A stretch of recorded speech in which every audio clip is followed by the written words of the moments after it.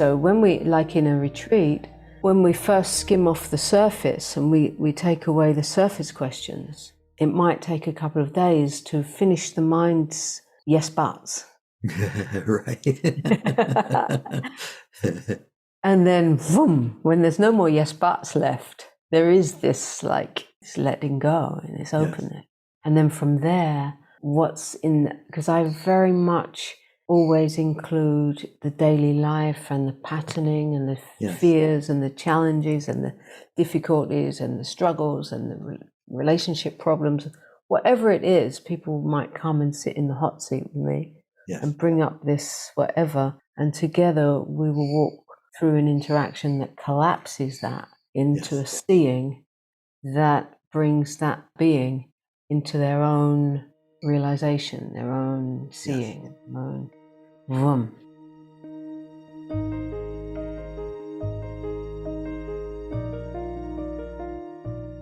Welcome to Letting Go and the Greatest Secret, where we explore the end of your suffering and the beginning of lasting happiness. I'm Hale Dwoskin, and today I'll be joined by Ananta Kranti. Ananta Kranti has dedicated her life and work to the awakening of human consciousness. She grew up in London and began traveling in 1989, finding her way to Asia and the Osho commune in Pune, India, where she explored meditation, tantra, and other spiritual practices. In 1994, she began a 2.5-year period of silence in a Zen-style retreat in Japan. Since 2000, Ananta has been guiding others to their own self-recognition through private sessions, retreats, and facilitating the integration of living truth in daily life.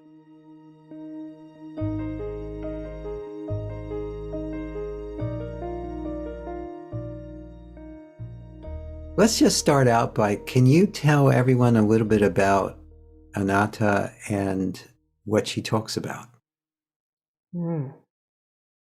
I would rather say that it's I don't actually talk about. Yes. It's actually like a transmission that comes through, which I just make myself available for. Yes. It seems to be natural. However, it's like I find if I talk about it, it doesn't quite reach. It can go to the head. Yes, of course. If it's like just a direct transmission from the place from which it comes, reaching to the place, the same is from where it's coming, the same as hearing it. Yes, Directly exactly. speaking to that. Yes. So yes. I find if I'm talking about, then it's like I'm trying to describe something that someone's going to imagine or get an idea about, but it will never be tasted that way. That's my experience. Yes, I think that's accurate. The powerful thing that happens when people apparently get together is that there's a transmission or a direct response to what needs to be said, and it just happens. I find if people are available. Yes. If they are inviting and they're available. Otherwise, I sit back. Yeah. Yes. Well, there's really nothing to say anyway, so that part's easy.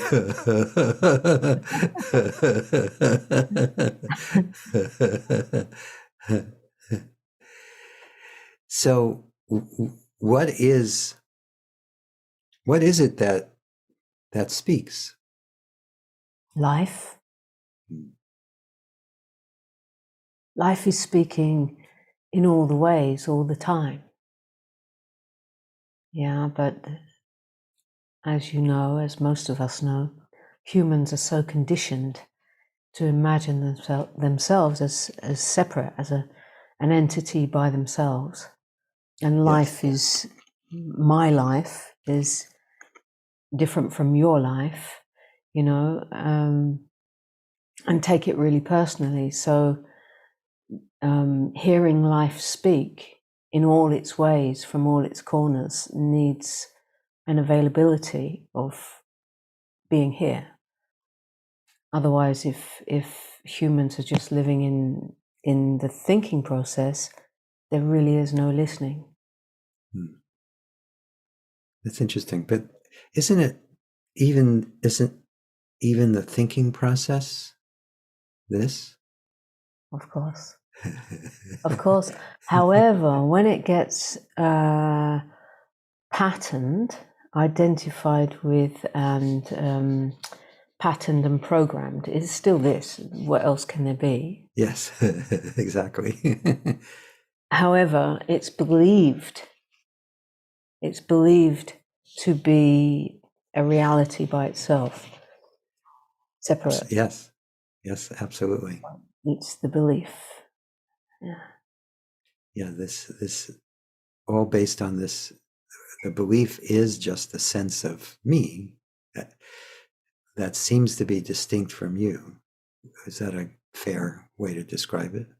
Yeah, and if I believe that, that becomes my reality, right? Right, my And I'll do experience. everything to defend that. Yes. You know, that's the truth for me, and that's right. That gets energy. Yeah. And then to be safe, it needs to be the way others believe too. Otherwise, there's a it's a collective unconscious agreement somehow. Yes. Yeah, and we're undoing that. As far as I see, it seems that a lot of beings, humans, are undoing that belief, Yes. beginning to see through, and that offers new possibility in the way we live and express in this world and Yes. experience. Yes. Yeah, and it seems to be happening spontaneously. Mm. Yeah. Just like everything else. Yeah. Except that there is this incredible belief in doesn't happen unless I do it. Right.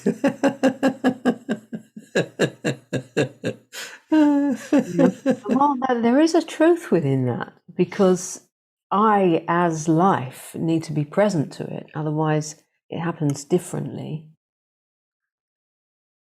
So that's something we could talk about, because what I find in this journey, you know, perhaps like you and many others, I've been walking this way for 25 years or more. Yes. And in the beginning, it was very much about pointing to the absolute, pointing to the source of everything, Yes. and bringing alive the recognition of absolute awareness, looking through every pair of eyes, the awakening of that. Yes. And I would say, like, well, from the moment I started sharing over 20 years ago, I was always, and I like to think that being in a female expression, I was always including very much the body life and the integration of this play and everything that arises. Whereas my partner at that time was very much absolute. There's nobody, you know. So while both are true, now I see in the time we're living in that this integrated, the transmission must be, or causes confusion unless it's really including the experience of daily life and all that arises within it. Yes. Without denying that as, oh, that's just all illusion. Right. Yeah. That can become a bypass. Exactly. And there's also I believe there's this common misconception that witnessing is the end. Yeah. But It's the beginning, actually. yes, exactly.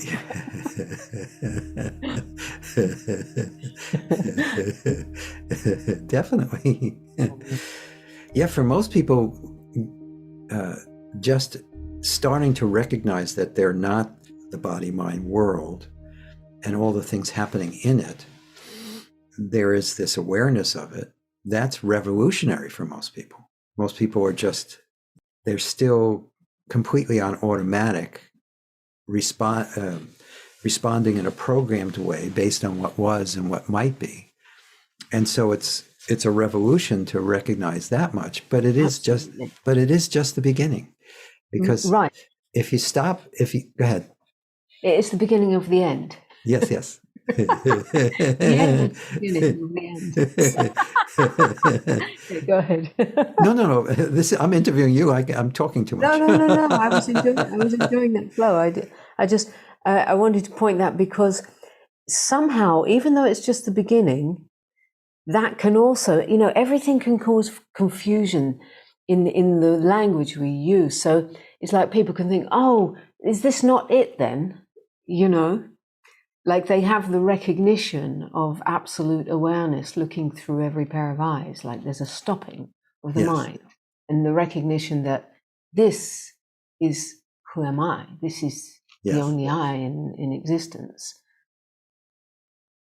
But then if we say, oh, but this is only the beginning, and obviously I do, they're like, then the idea can come in, oh, I haven't arrived. Right.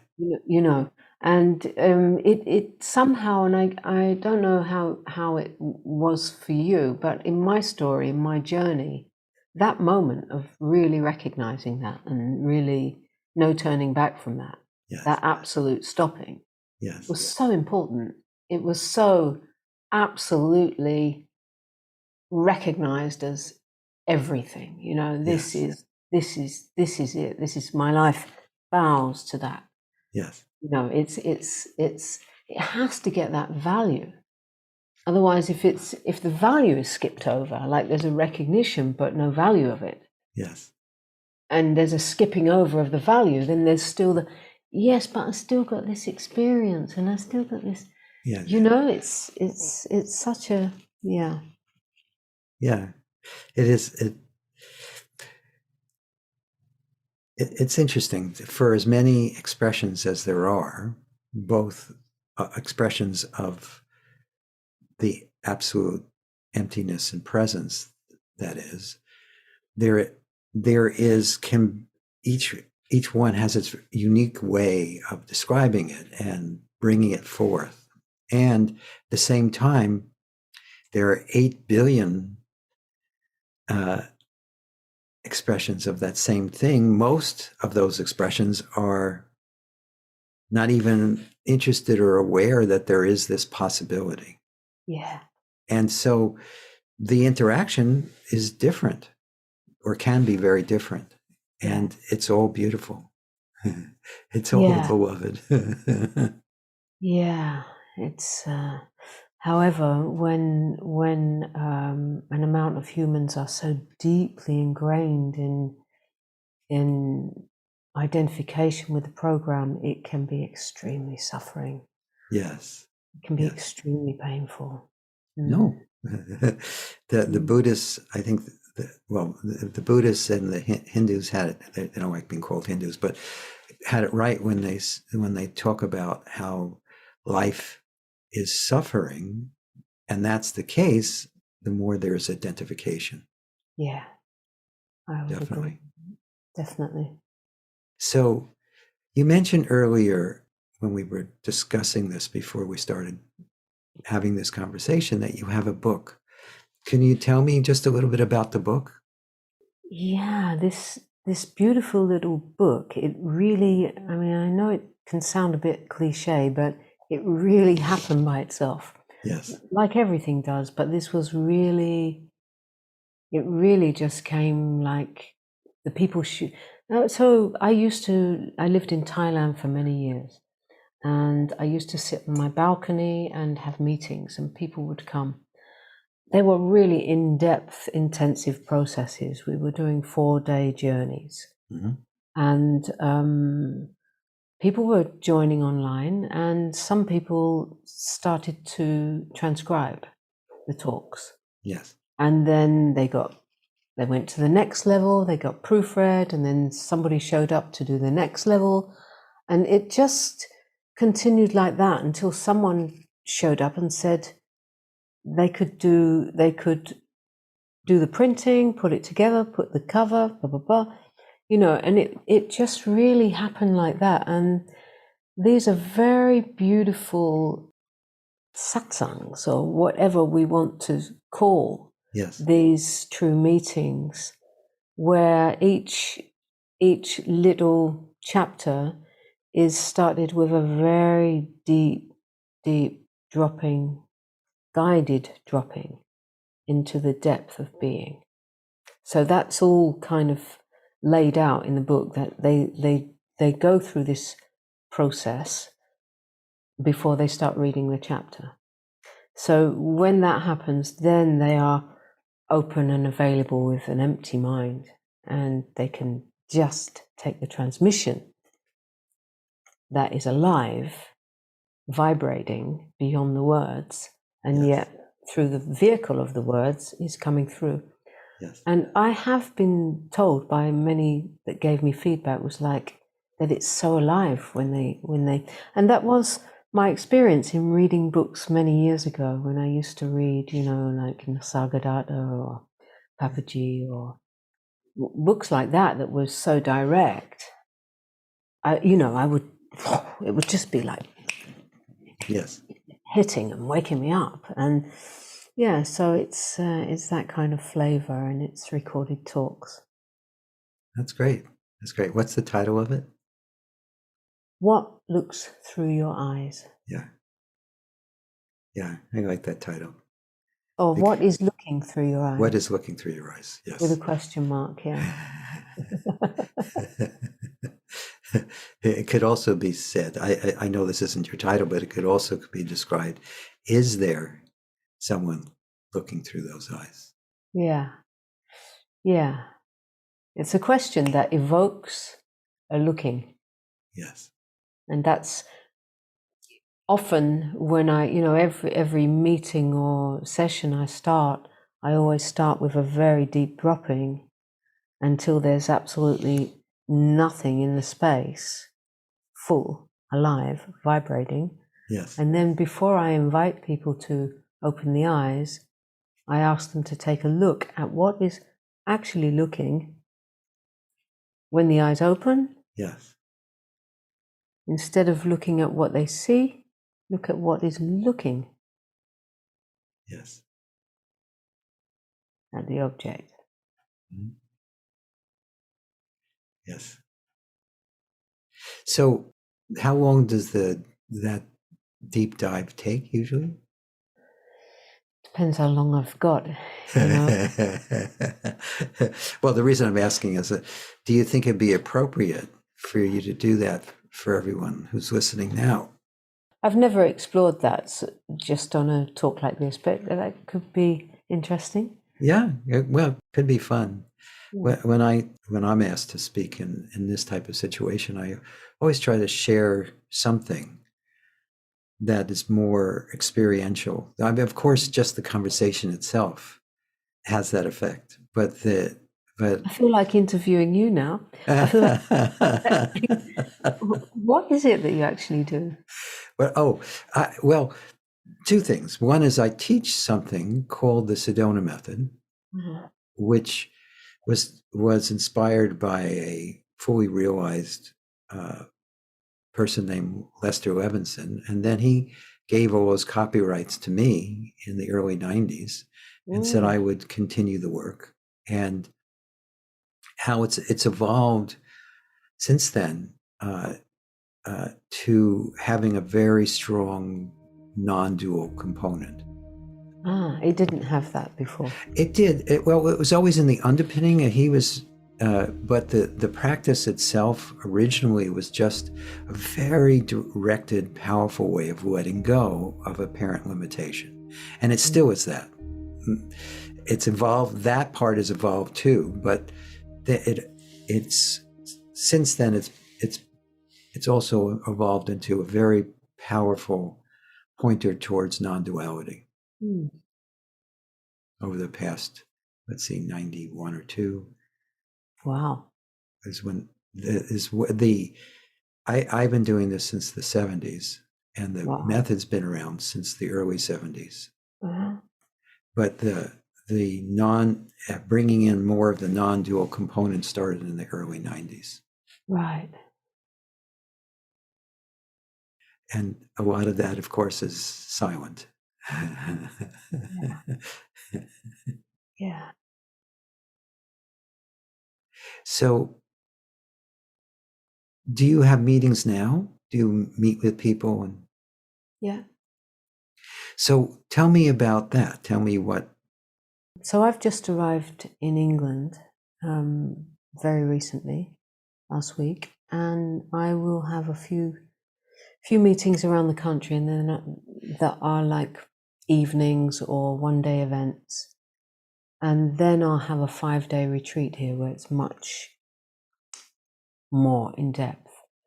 And my style is, I endeavor to blow the mind. So it's always in silence, and the people come in, and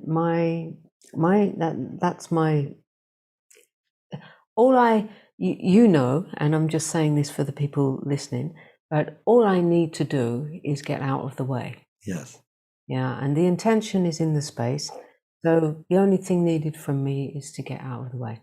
Yes. So once I sit with the beings, immediately the energy in the room, it's like it starts to come through me, and then my voice begins to speak to that. So I don't have something pre-recorded, or I have no idea what's coming, and it's in response to the energy that's in the space. Yes.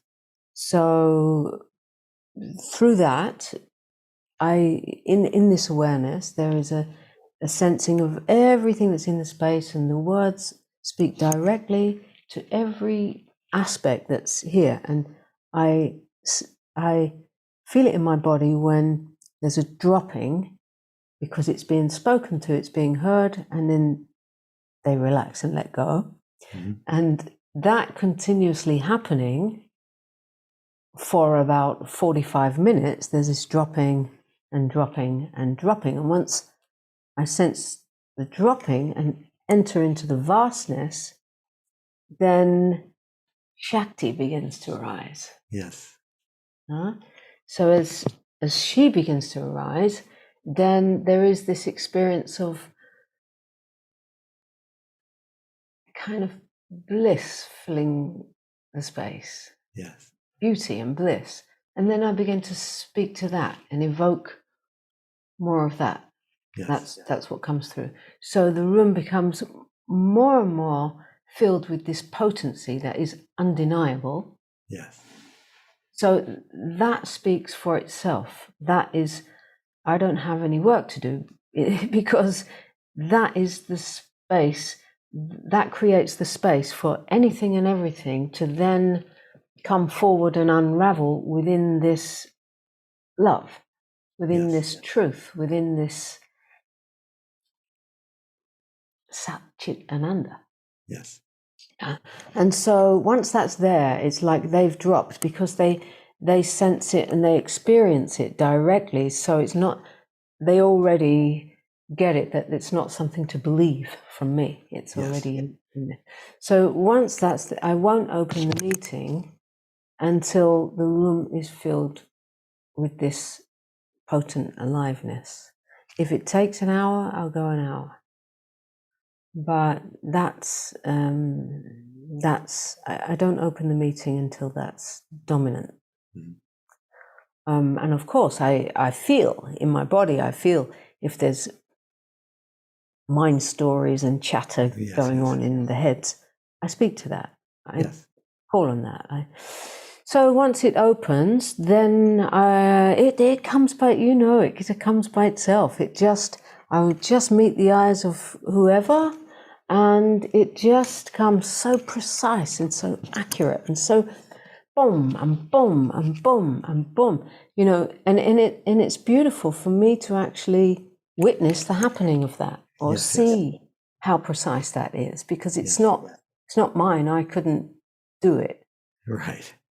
And so once and then I've kind of spoken to the level of understanding that's in the room, you know, the level of maturity that's in the room, Yes. because it's a different language, right? Yes. It's a different language if you're sitting in a room of people who are just beginning and coming to this, Yes. or people who've been walking this way for many, many years. It's a Yes. different language. So once that is dancing, then I will open the space and say, invite any questions or any confirmations or any sharing, and then I work one by one, but one-on-one. One. Right. It's very important to me that there's only one in the room, and even none but that one. Yes. You know, so it's never becomes a conversation. It's not a conversation. It's just the dominance is, the presence is speaking louder, and the words happen, the interactions happen within that. Yes. And each interaction leads to a deepening of that recognition. Yes. So when we, like in a retreat, when we first skim off the surface and we take away the surface questions, it might take a couple of days to finish the mind's yes buts. Right. And then, boom, when there's no more yes buts left, there is this, like what you were saying, like this letting go and this openness. And then from there, because I very much always include the daily life and the patterning and the fears and the challenges and the difficulties and the struggles and the relationship problems, whatever it is. People might come and sit in the hot seat with me and bring up this whatever, and together we will walk through an interaction that collapses that into a seeing that brings that being into their own realization, their own seeing, their own vroom, and then that leads to the next. And I also love to include dance. I always what fun. Great music on before the sessions, and people get the chance for half an hour, 45 minutes, to just really let go through the body. Yes. And this, after a few days, is just like full of a lot of joy, depth, recognition, and there might be deep, deep unmet trauma coming up from the basement. Sure. Coming out, and it's held. Yes. You know, it's as if it knows this is the space that it can come out into. And I invite the whole room, everybody, to be present with this, to be the space for this, to be the loving space for this to unravel. So I just keep everybody right here being the space while that takes care of itself in whatever way. Mm-hmm. And then that might trigger the next one to come out. Yes, sometimes. Absolutely. Yeah. But it's always been important to me from the beginning of these sharings that people don't just walk away with an expanded experience of direct realization and walk out in space and now they don't know how to deal with their life. Yes. It's always been really important for me to make it clear that this experience will pass, you know, and everything will all come back. and how we meet that, how we walk with that, how we face that, how we integrate. So that's always been an important part of it for me. Oh, sounds beautiful. Yeah, I enjoy. Yeah, there's nothing this body mind does that's more fun than that. Exactly. I feel very privileged Yes. to hang out with beings in this way. Mhm. Yeah. It seems like now the times we're in, it's like the extremes that are happening. Yes. It's really it's ramping up the volume of more and more people calling for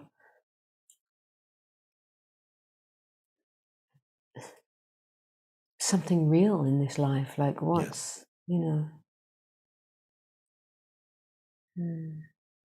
Definitely. Mm. And this realness is kind of the essence of what's happening, even when there seems to be turmoil. Mm. Yeah. There's just the dance of life. Yeah, but if you say that to someone who's really in suffering, it's kind of Yes. yeah. It's like, yeah. Go ahead. Yeah, that gets said after there's been a Yeah.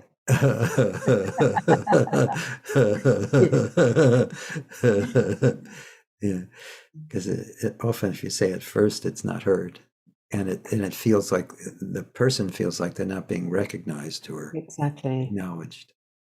Yeah. I've had the experience the last 6 years, because I lived nearly 30 years away from England. Mhm. And 6 years ago, I came back. My father was very ill. Mhm. And I thought I was coming for 3 weeks, and it turned into being 6 years. Mhm. He had dementia, and he was all alone, and Yes. yeah, so I just couldn't turn away. And so I got to live in England again, in a different kind of scene and thinking. Yes. Yeah, and so I came closer to, which wasn't really in my life because I was moving in, say, spiritual circles, whatever You're right. we want to call it, or people that are all, Yes. Yes. yeah. So now I was involved in family and people who just think I'm totally weird, and then and dealing with the social systems and Yes. Yes. carers, and really I was called to come. It was like, come here, you come and Yeah. live this, like right in the midst of all that stuff, and Yes. it has a reality. I had to deal with social systems. I had to deal with all these, yeah, and family and people suffering, like, I mean, extreme suffering in Yes. my family. And so I had to become really close with that. And so I couldn't really, the distance between what my life, the way I was living, and that world, there was such a distance because it didn't touch Yes. me. But now being enmeshed in it, it was very, like turning my human guts inside out. Yes. And I couldn't deny it. I couldn't Yes. deny those people their reality, right? So it kind of took me, I would say, deeper in that sense, to be able to also sit with people in those circles. Yes. So now both my parents passed a few months ago, Mhm. 6 months ago, and I'm just here to clear up loose ends. Mhm. And so yeah, it's like I just wanted to acknowledge that this reality that of people in their suffering and in their very strong belief systems. I've been really like walking in the midst of that, Yes. you know. So it's very different when you're kind of removed, like it Yes. used to be for the gurus, and you know, in past times they'd be on the top of the mountain or wherever. Yes. There was a removal from the marketplace, and Yes. I feel it's very much in these times that we are called to walk it in the marketplace. Yeah. Yes. That's always been the case with the Sedona method. It's all about living that there's only one life, and living in isolation or in just a exalted spiritual state can be a denial of this, whatever is apparently happening. Sometimes it could be very blissful, it sometimes could be very painful. Yeah, and the beauty of realization, of the realization of what we are or are not, Yes. really doesn't it allows the pain to be actually like met in a true way and experienced directly, rather than resisted and run from and repressed. Yes. So, you know, a lot of people start out this search to get away from the pain, which is appropriate, and we do get away from the pain, but by meeting it fully, Yes. and we feel it even more. But that's not for a particular person. It's life itself being here Yes. in all of it. So yeah, it's more and more sensitivity, more and more feeling, more and more full and rich. It does change the way we experience pain. There's no sufferer. Right. Yeah. Exactly. Yeah. Definitely. So, do you want to do something again? If people are really showing up for this conversation, I'm sure there's already an experiential component, but if you'd like to bring something in, that would be great. So if we start it now, we'll have a few minutes afterwards Okay. All right. to conclude. Okay. So I would ask everybody to close the eyes, and then the projections of the images are not so distracting.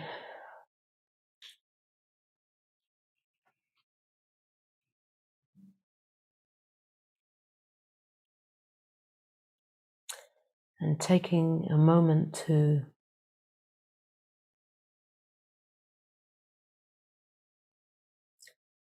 fall into the quietest, the place in you that is right now quiet.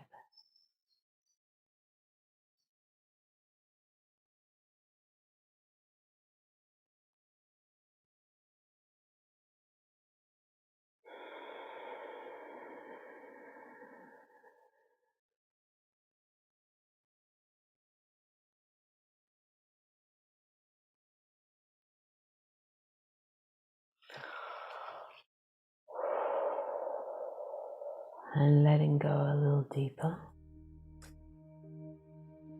into that placeless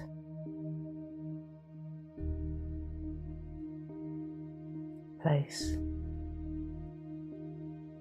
in you that is always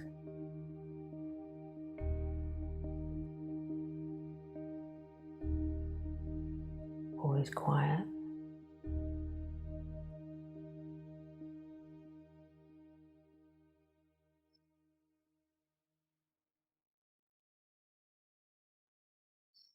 just like sinking down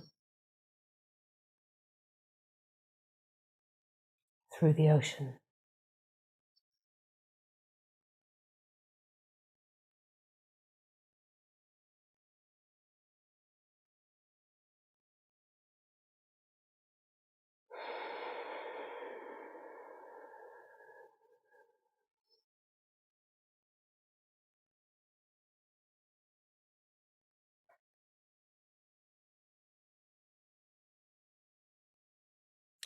At the bottom of the ocean is always stillness.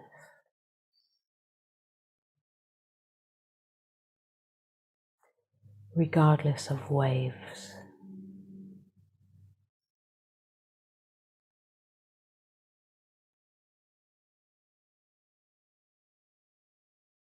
Regardless of the waves happening on the surface of life, at the depth of you,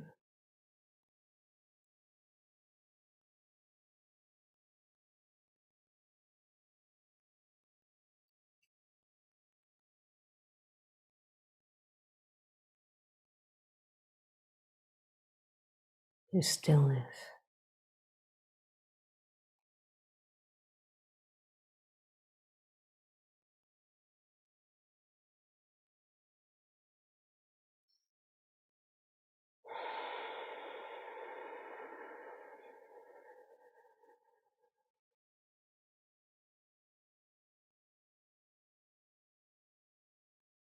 Taking a moment to really rest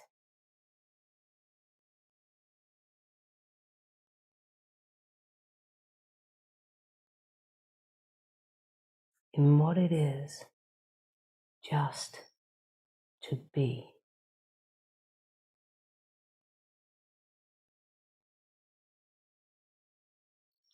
Without any trying,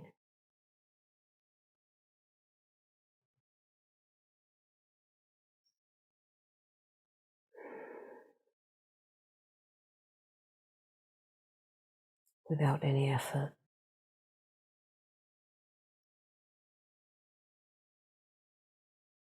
Just this simplicity of being as you are.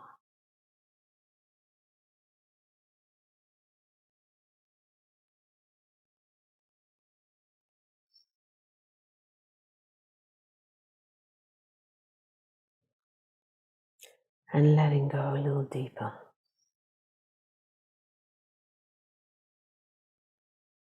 Without any doing.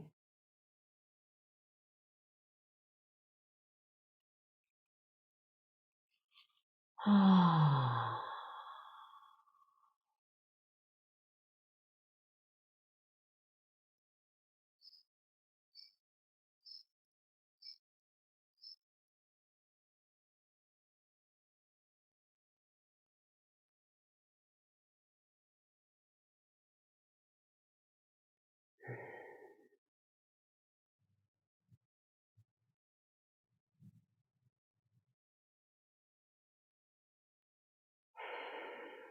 And noticing more and more space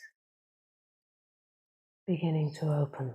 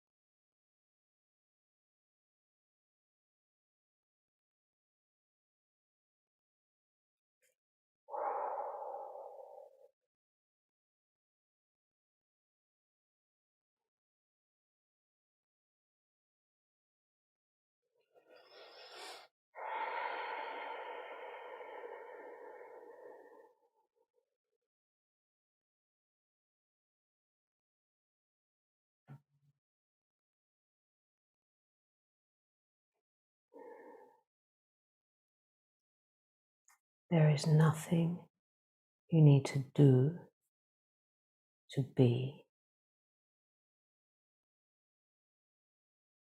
aware.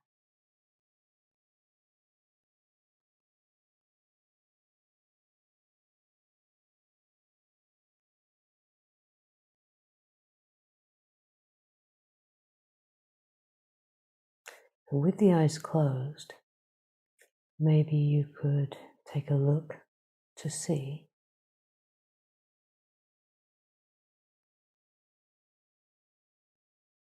where you end and something else begins, where any other thing begins.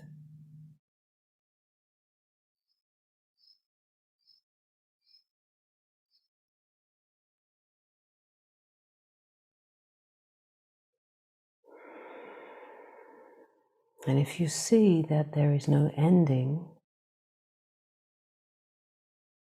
to what you are and no beginning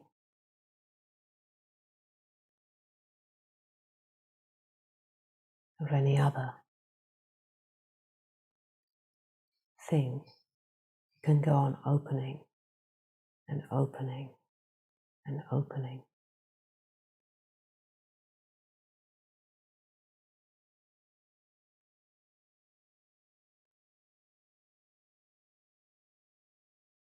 Into vaster space.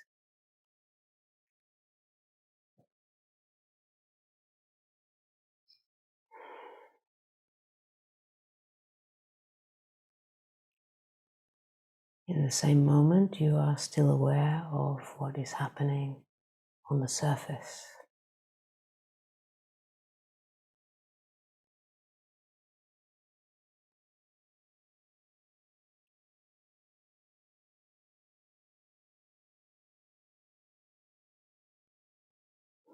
Just like the ocean, the depth and the surface are one.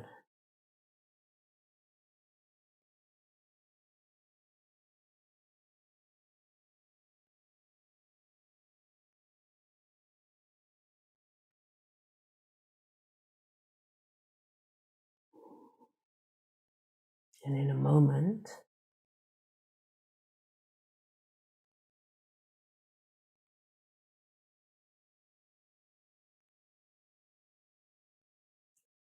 we will begin to come back into the space, into the room,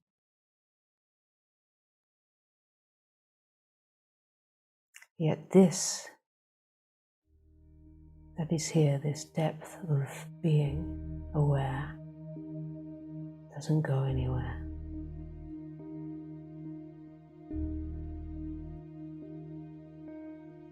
As you begin to feel this body sitting in the chair,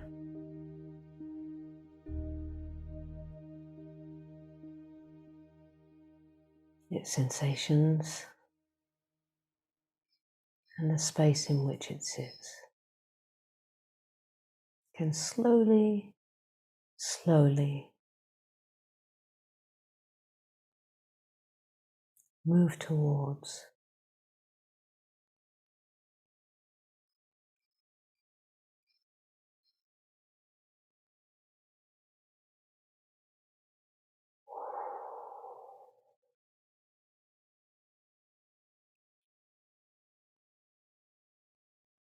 perhaps you can feel the oceanic beingness of what you are as you come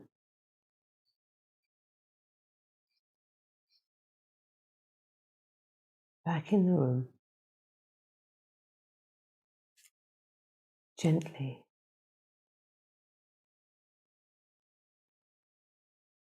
allowing the eyelids to do that magnificent thing of lifting up,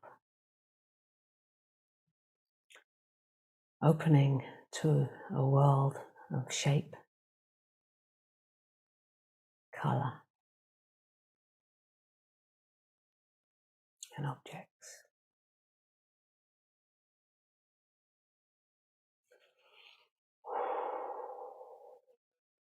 Taking a moment to see what it is that looks through these eyes.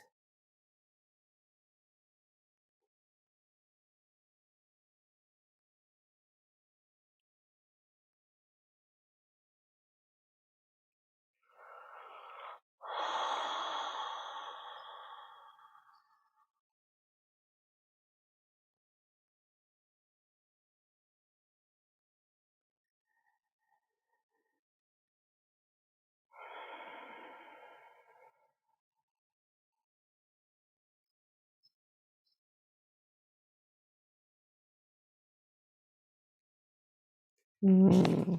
Mm. Mm. Mm. Thank you.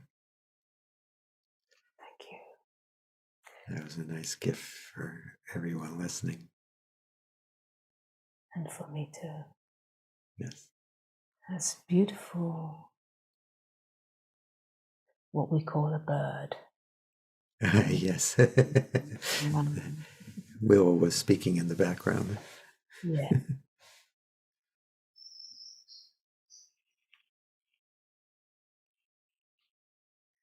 Willow is often in the background when I do Zoom events, and when there's a process going on, she often gets chattier. It's her contribution. Yeah. It's like the aliveness turns up. Yes, yes.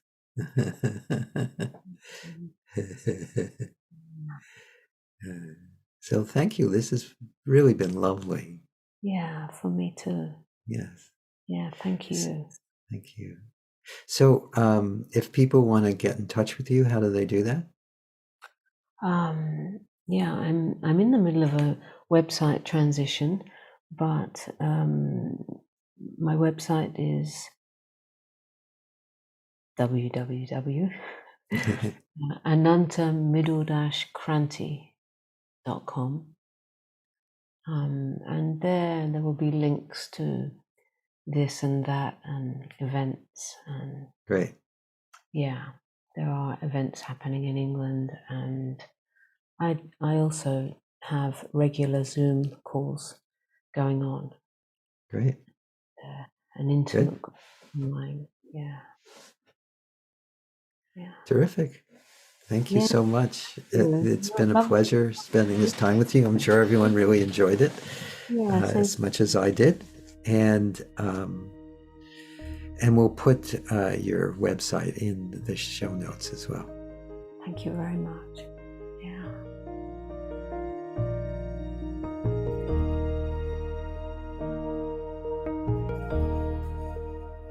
I hope you enjoyed our conversation with Ananta Kranti.